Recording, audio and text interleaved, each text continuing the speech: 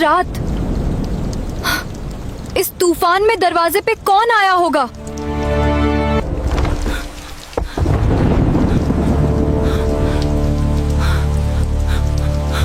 मेरी गाड़ी का एक्सीडेंट हो गया है। प्लीज मुझे अपने घर एक रात के लिए पनाह दे दो। दोस्तों, ये एक सच्ची कहानी मध्य प्रदेश के धार जिले की है। धार के एक छोटे से गांव के किनारे एक झोंपड़ी में काव्या अपनी बूढ़ी और बीमार मां के साथ रहती थी। गरीबी उनके घर की दीवारों में ही नहीं, उनकी किस्मत में भी बसी हुई थी। दिन भर मजदूरी करके जो कुछ मिलता उसी से 2 वक्त की रोटी बनती थी। कई बार तो एक वक्त खाकर ही माँ बेटी सो जाती थी। उस दिन शाम से ही आसमान पर काले बादल छा गए थे। हवा इतनी तेज चल रही थी कि लगता था जैसे आज कुछ अनहोनी होने वाली है। रात होते होते मूसलाधार बारिश शुरू हो गई। बिजली चमकती तो झोंपड़ी के अंदर तक उजाला भर जाता और फिर अंधेरा सब कुछ निगल लेता। काव्या अपनी माँ के पास बैठी थी। उनके सर पर हाथ फेरते हुए बोली, माँ, डर मत, मैं हूं ना।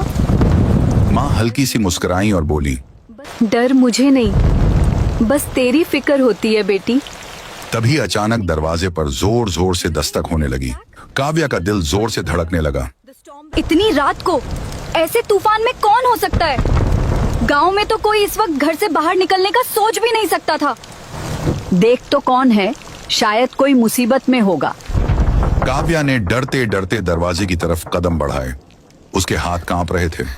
उसने धीरे से दरवाजा खोला और सामने जो देखा उसे देखकर वह एक पल के लिए साकित रह गई। एक नौजवान लड़का, पूरी तरह भीगा हुआ, कपड़े कीचड़ से सने हुए, माथे से खून बह रहा था। उसकी सांसें तेज चल रही थीं, जैसे बहुत दूर से भाग कर आया हो। लड़के ने मुश्किल से कहा, प्लीज मुझे बस एक रात के लिए पनाह दे दीजिए। मेरी गाड़ी का एक्सीडेंट हो गया है, मैं कहीं और नहीं जा सकता। काव्या ने एक पल के लिए उसे देखा। मन में डर भी था, शक भी था, लेकिन तभी उसे अपनी माँ की बात याद आई। मुसीबत में मदद करना ही असली इंसानियत होती है। उसने बिना कुछ और सोचे दरवाजा पूरी तरह खोल दिया और बोली, अंदर आ जाइए। लड़का लड़खड़ाते हुए अंदर आया और एक कोने में बैठ गया। काव्या ने फौरन पुराने कपड़े का एक टुकड़ा लिया और उसकी चोट साफ करने लगी। उसके हाथों में डर नहीं, बस इंसानियत थी। लड़का दर्द से कराह रहा था, लेकिन उसकी आंखें बार बार काव्या की तरफ उठ रही थीं, जैसे वह समझ नहीं पा रहा था कि इतनी गरीबी में भी कोई इतना बड़ा दिल कैसे रख सकता है। काव्या की माँ ने धीमी आवाज में पूछा, कौन है बेटी? कोई मुसाफिर है माँ, मुसीबत में है, बस एक रात रखेंगे। माँ ने बिना देखे ही कहा, तो फिर ठीक किया तूने। भगवान ऐसे मौके हर किसी को नहीं देता। काव्या ने अपने घर में रखा एकमात्र सूखा गमछा उसे दिया और बोली, ये ले लीजिए, कपड़े सुखा लीजिए। लड़के ने हिचकिचाते हुए पूछा, लेकिन आप लोग खुद?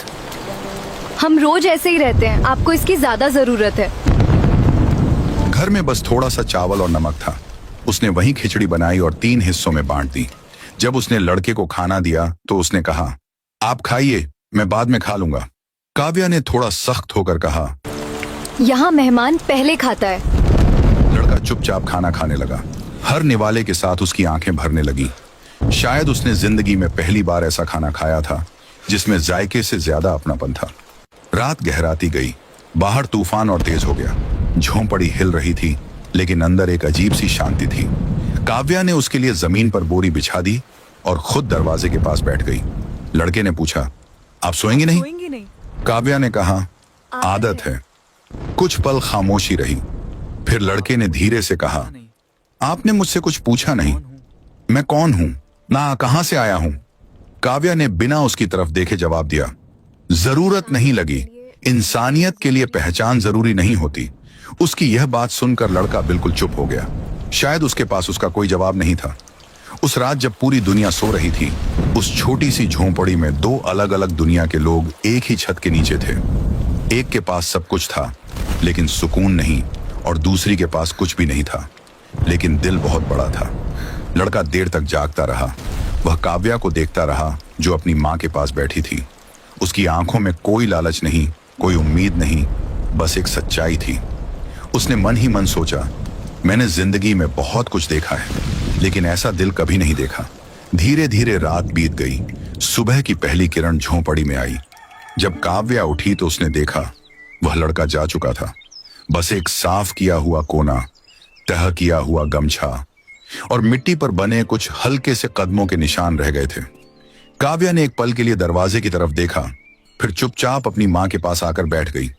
उसे नहीं पता था कि वह कौन था, कहां गया और फिर कभी मिलेगा या नहीं, लेकिन उसे यह जरूर महसूस हो रहा था कि उस एक रात ने कुछ बदल दिया है। इधर दूर कहीं जाते हुए उस लड़के की आंखों में भी वही झोंपड़ी बार बार आ रही थी और उसके दिल में पहली बार एक अजीब सी कसक उठ रही थी। काश मैं उसे फिर से देख पाता। सुबह की धूप धीरे धीरे गांव की कच्ची गलियों में फैल रही थी, लेकिन काव्या के मन में रात की वह घटना अब भी ताजा थी।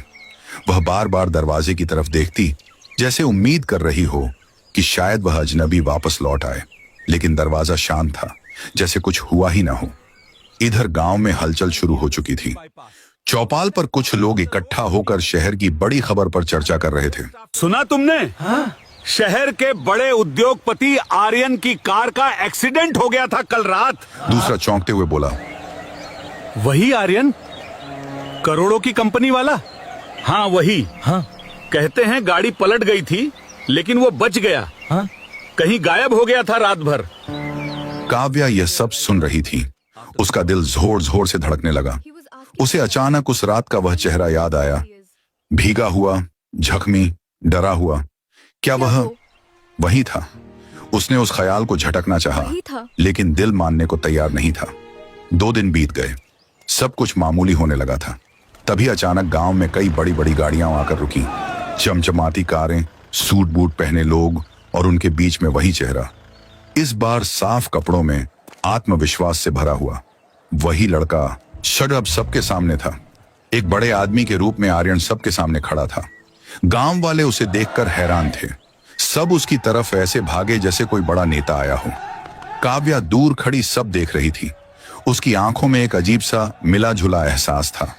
इधर लोगों की सरगोशियां तेज होने लगी। हर लफ्ज उसके कानों में चुभ रहा था, लेकिन वह चुपचाप खड़ी रही। आर्यन उसके सामने आकर रुक गया। कुछ पल दोनों के बीच खामोशी रही। फिर आर्यन ने धीरे से कहा, कैसी हो? काव्या ने सीधा जवाब दिया, ठीक हो।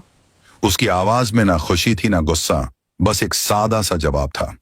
आर्यन ने अपने साथ खड़े आदमी को इशारा किया। उसने एक बैग आगे बढ़ाया जिसमें पैसे थे।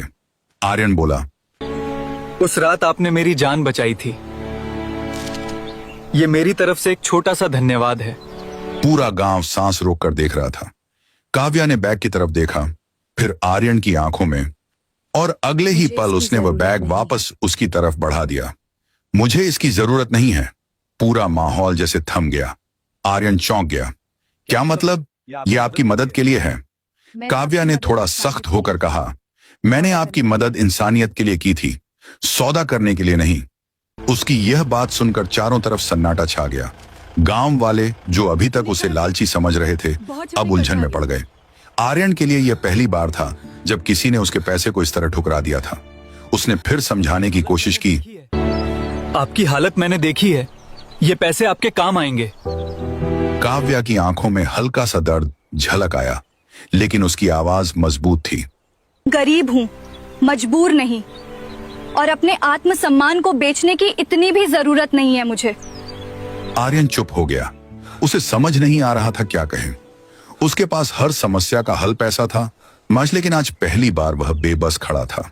भीड़ में खड़े लोग अब धीरे धीरे फिर से कानाफूसी करने लगे। देखा, ड्रामा कर रही है। पहले फंसाया, अब नाटक कर रही है।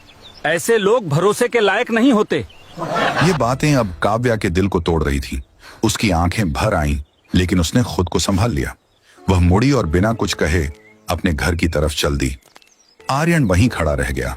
उसने पहली बार महसूस किया कि उसकी मौजूदगी ने किसी की जिंदगी आसान नहीं बल्कि मुश्किल बना दी है। उस रात की याद जो उसके लिए सुकून थी, अब काव्या के लिए बोझ बन गई थी।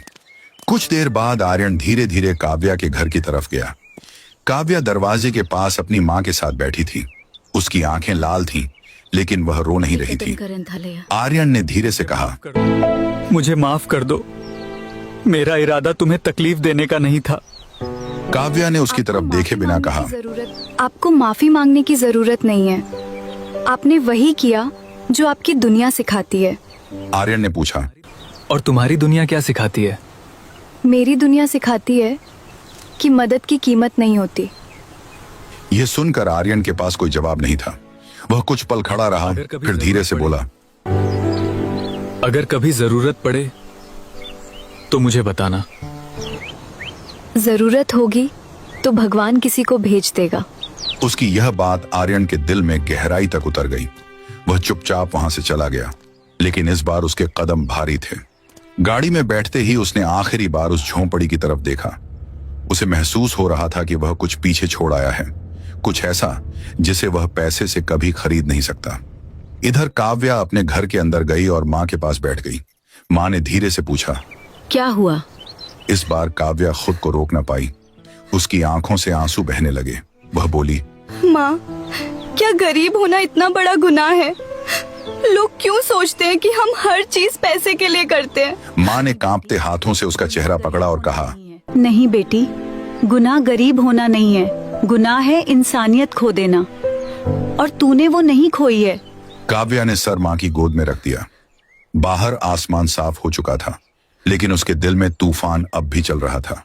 और दूसरी तरफ आर्यन अपनी गाड़ी में बैठा खिड़की से बाहर देखते हुए सोच रहा था, जिस लड़की को मैं मदद देना चाहता था उसने मुझे ही छोटा बना दिया। उसके अंदर कुछ बदल रहा था, अहंकार टूट रहा था और एक नया एहसास जन्म ले रहा था। वह एहसास जो शायद इंसानियत से शुरू होकर कुछ और बन सकता था। दिन धीरे धीरे बीत रहे थे, लेकिन काव्या की जिंदगी जैसे थम सी गई थी। गांव वालों की बातें अब भी उसके कानों में गूंजती रहती थीं। वह पहले जैसी खुलकर हंसने वाली लड़की नहीं रही थी।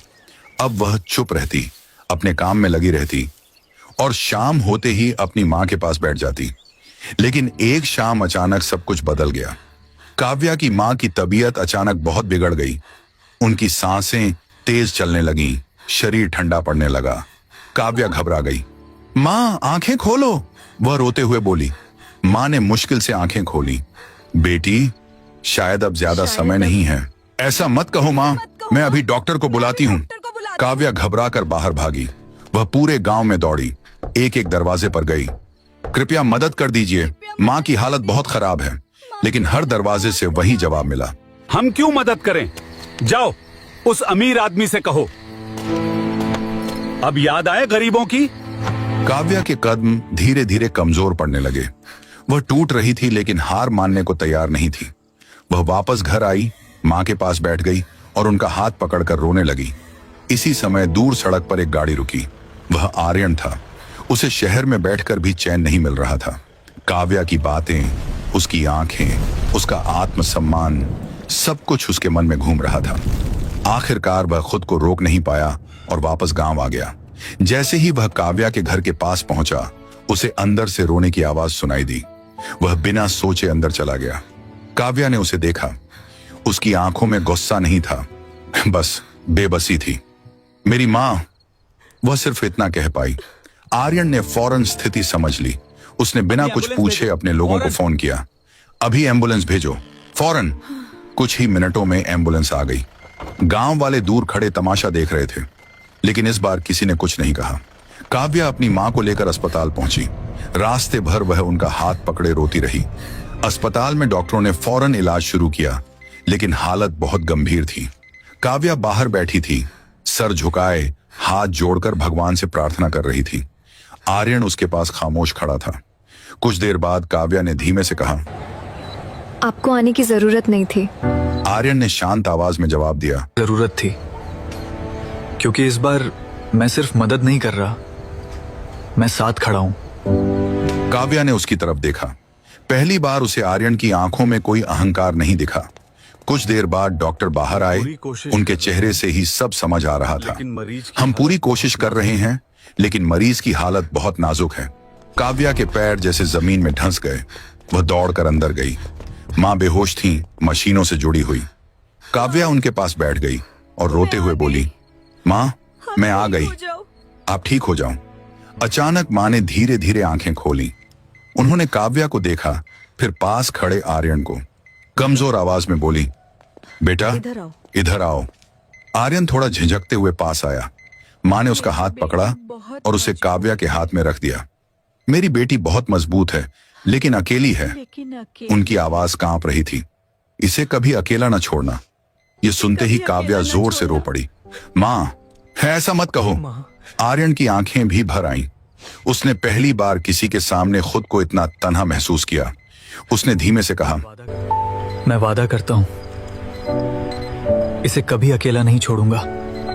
माँ के चेहरे पर हल्की सी मुस्कान आई और अगले ही पल उनकी सांसें थम गईं। मशीन की सीधी लाइन ने सब कुछ खत्म कर दिया। माँ! काव्या की चीख पूरे अस्पताल में गूंज उठी। वह माँ के सीने से लिपट कर फूट फूट कर रोने लगी। आर्यन वहीं खड़ा था। उसकी आंखों से भी आंसू बह रहे थे। उसने अपने जीवन में बहुत कुछ खोया था, लेकिन आज जो उसने देखा वह उससे सहा नहीं जा रहा था। उसके मन में एक ही बात घूम रही थी, अगर मैं पहले आ जाता, अगर मैंने अपने अहंकार को पहले छोड़ दिया होता। उसे खुद से नफरत होने लगी। वह बाहर आया और पहली बार जोर जोर से रो पड़ा। एक करोड़पति आदमी जिसके पास सब कुछ था, आज खुद को सबसे गरीब महसूस कर रहा था। इधर काव्या अब बिल्कुल टूट चुकी थी। जिस माँ के लिए वह जी रही थी, वही अब उसके पास नहीं थी। कुछ देर बाद अंतिम संस्कार की तैयारी होने लगी। आर्यन हर जगह उसके साथ था, बिना कुछ कहे, बिना किसी दिखावे के। गांव वाले अब चुप थे। उनकी आंखों में भी पछतावा था। जब चिता को आग दी गई, काव्या वहीं बैठ गई। उसकी आंखें सूख चुकी थीं, अब आंसू भी खत्म हो चुके थे। आर्यन धीरे से उसके पास आया और बोला, काव्या।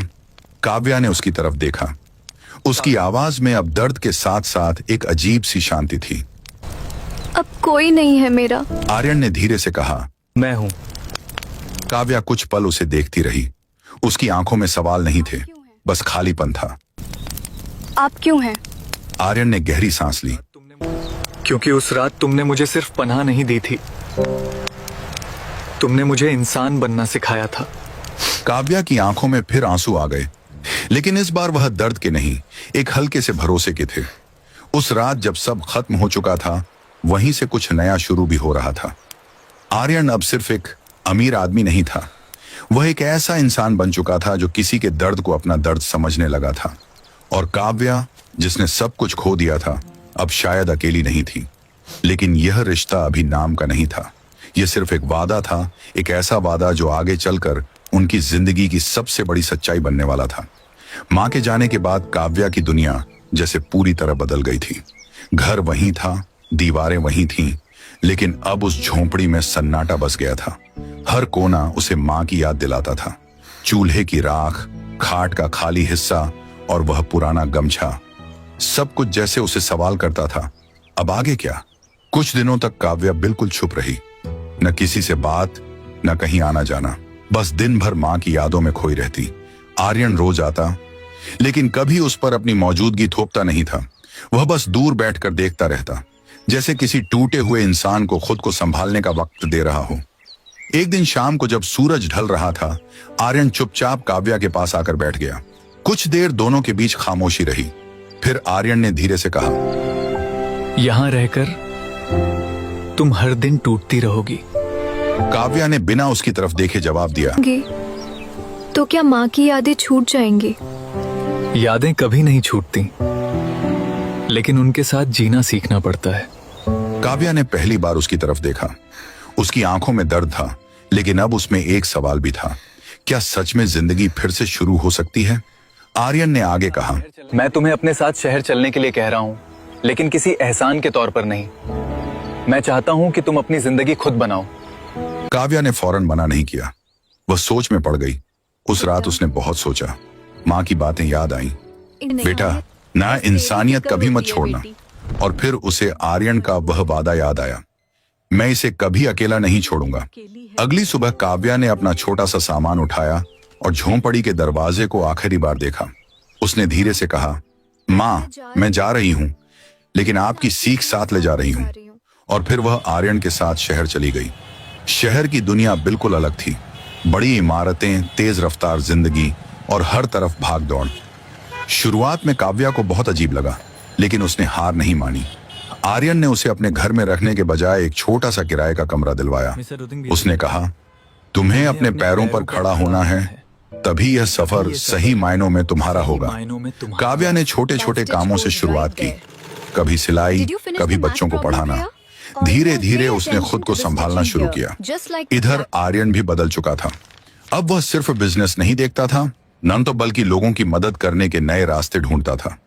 एक दिन आर्यन ने काव्या से कहा, हम मिलकर कुछ ऐसा करें जिससे उन लोगों की मदद हो सके जो हमारी तरह मुश्किल में हैं। काव्या की आंखों में चमक आ गई, जैसे एक संस्था जहां कोई भी जरूरतमंद आए और उसे मदद मिले, बिना सवाल, बिना शर्त। यहीं से दोनों ने मिलकर एक छोटा सा एनजीओ शुरू किया। शुरुआत मुश्किल थी, लेकिन धीरे धीरे लोग जुड़ते गए। काव्या का दिल और आर्यन के संसाधन दोनों मिलकर चमत्कार करने लगे। कभी कोई भूखा आता, कभी कोई बीमार, कभी कोई बेसहारा, और हर बार काव्या दरवाजा खोलकर कहती, अंदर आइए। समय के साथ दोनों का रिश्ता भी बदलने लगा। अब यह सिर्फ मदद या वादा नहीं था, यह भरोसा था, सम्मान था, और धीरे धीरे एक गहरा अपनापन बन गया था। एक रात ठीक वैसी ही तूफानी रात आई जैसी उस दिन थी। बारिश, बिजली, नाव और वही सन्नाटा। काव्या खिड़की के पास खड़ी थी। आर्यन उसके पास आया। कुछ पल दोनों ने बिना कुछ कहे बारिश को देखा। फिर काव्या ने धीरे से कहा, याद है, एक ऐसी ही रात थी जब तुम मेरे द्वार आए थे। आर्यन हल्का सा मुस्कुराया। और तुमने बिना कुछ पूछे द्वार खोल दिया था। उस रात मैंने तुम्हें पनाह दी थी और आज तुमने मुझे जीने का सहारा दिया है। आर्यन की आंखें गहरी हो गईं। उसने धीरे से कहा, काव्या, क्या तुम मेरे साथ सिर्फ ये सफर नहीं, पूरी जिंदगी चलोगी? कमरा एक पल के लिए बिल्कुल शांत हो गया। काव्या की आंखों में आंसू आ गए, लेकिन इस बार वह दर्द के नहीं थे। वह मुस्कुराई और बोली, मैंने तुम्हें उस रात एक अजनबी समझकर अपनाया था। आज मैं तुम्हें अपना सब कुछ मानकर हाँ कहती हूँ। कुछ ही दिनों बाद दोनों की शादी इसी गांव में हुई। वही लोग जो कभी ताने मारते थे, मना आज आशीर्वाद दे रहे थे। काव्या ने उसी झोंपड़ी के सामने खड़े होकर आखिरी बार आसमान की तरफ देखा, जैसे माँ को बता रही हो, देखो माँ, आपकी बेटी अकेली नहीं है। कहानी की सीख यही है कि असली अमीरी पैसे से नहीं, दिल से होती है। जिसके पास देने का दिल है, वही सबसे बड़ा इंसान है। एक छोटी सी मदद, एक सच्चा दिल किसी की पूरी जिंदगी बदल सकता है।